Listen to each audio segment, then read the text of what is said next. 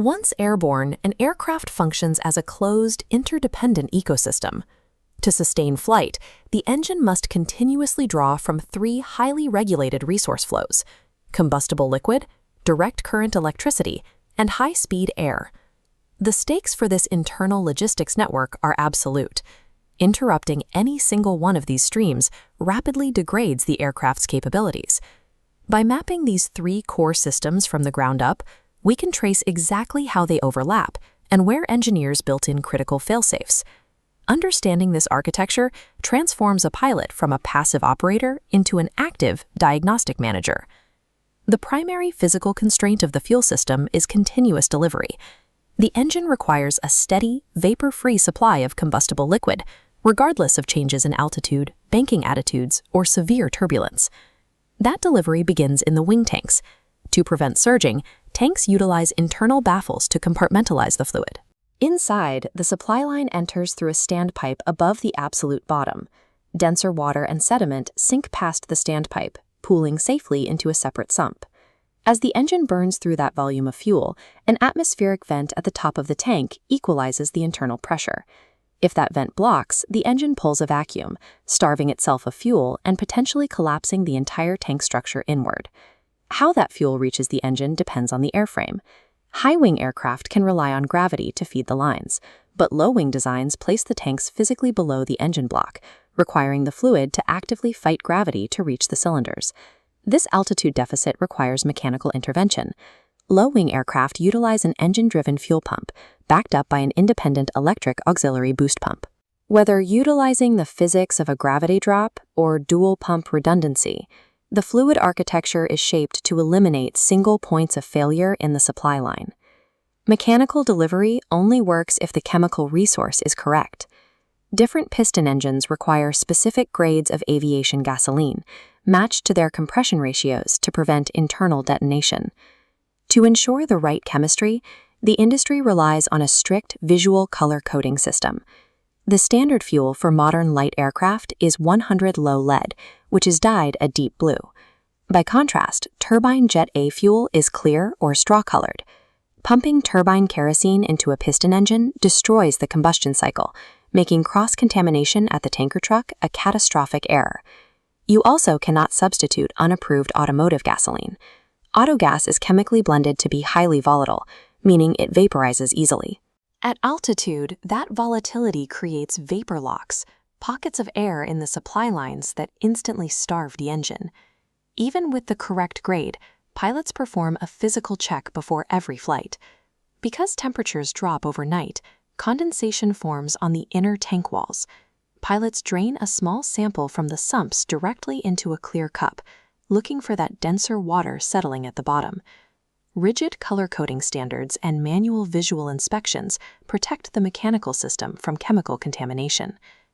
The next required flow is the electrical grid. Most modern light aircraft operate on a direct current, or DC system, typically rated at 14 or 28 volts. The central bus bar is the conductive spine of the grid.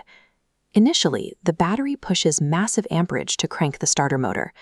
Once firing, the engine-driven alternator takes over the entire electrical load, while pushing a reverse current to recharge the battery. However, an alternator has a strict engineering constraint. It cannot generate its own starting current. It relies on a residual voltage from the battery to excite its internal magnetic field before it can produce a charge. Pilots control this relationship via a split master switch. This dual mechanism allows you to isolate the battery and the alternator from the bus bar independently, sealing off specific circuits in the event of an electrical fire or component failure. But there is a crucial exception to this grid. The master switch does not control the engine's spark plugs. The ignition is powered by completely independent, engine-driven magnetos. Because the magnetos generate their own electricity from the physical rotation of the engine, a total collapse of the electrical grid will kill your radios and lights, but it will never stop the engine from firing. Cockpit ammeters provide real-time diagnostic data regarding the flow state of the busbar. This is a left zero ammeter, or load meter, measuring total alternator output. If this needle drops to 0 in flight, the alternator has failed, leaving the aircraft entirely dependent on the reserve capacity in the battery. Conversely, a center zero ammeter tracks whether current flows into or out of the battery. Tilting right means safely charging. If it deflects left, electrical load exceeds alternator supply, and the battery is actively draining to compensate. In the discharge state, the pilot must intervene. By systematically shedding non-essential electrical loads, like secondary radios or cabin lights, the load is reduced until the alternator can recover the deficit. Reading the specific mechanics of these needles give pilots the data they need to preemptively manage power deficits before the system goes dark. While communication runs on electricity, the aircraft's spatial awareness relies on a completely different flow.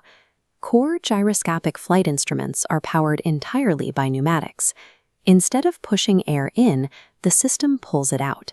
An engine-driven vacuum pump continuously evacuates air from the sealed instrument cases, creating a very significant pressure drop. To fill this low-pressure void, ambient cabin air gets sucked through a filter and forced across internal gyro buckets. This highly directed airflow spins the heavy rotors at speeds exceeding 20,000 RPM. Modern aircraft use internal engine pumps for this suction, but older designs relied on Venturi tubes mounted outside the fuselage. Those tubes leveraged Bernoulli's principle, using the forward airspeed of the aircraft to drop the static pressure and pull air out of the instruments.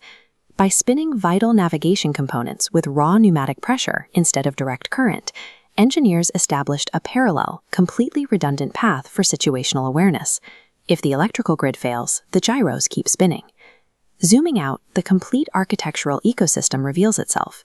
The spinning engine block is simultaneously pulling resources through 3 separate networks. That mechanical rotation is the primary driver for everything. It powers the vacuum pump for the gyros, the primary fuel pump for the liquid supply, and the alternator for the electrical grid. In return, those systems feed the engine back. The electrical grid powers the auxiliary boost pumps to prime the fuel lines and drives the starter to initiate the combustion sequence. Yet within this tight web of dependence lies the system's ultimate failsafe. Thanks to independent magnetos and the physics of gravity-fed fuel, the internal combustion sequence survives the total collapse of the electrical grid. Because these systems overlap seamlessly in the background, a pilot cannot physically feel which pump or battery is bearing the load. Cockpit indicators and ammeters are the only empirical proof of system health. Recognizing the hardware logic behind those indicators is the foundation of aviation safety. It explains exactly why emergency checklists dictate specific actions in a crisis. The airframe architecture utilizes these overlapping layers of redundancy to ensure that the aircraft maintains flight even during a partial system failure.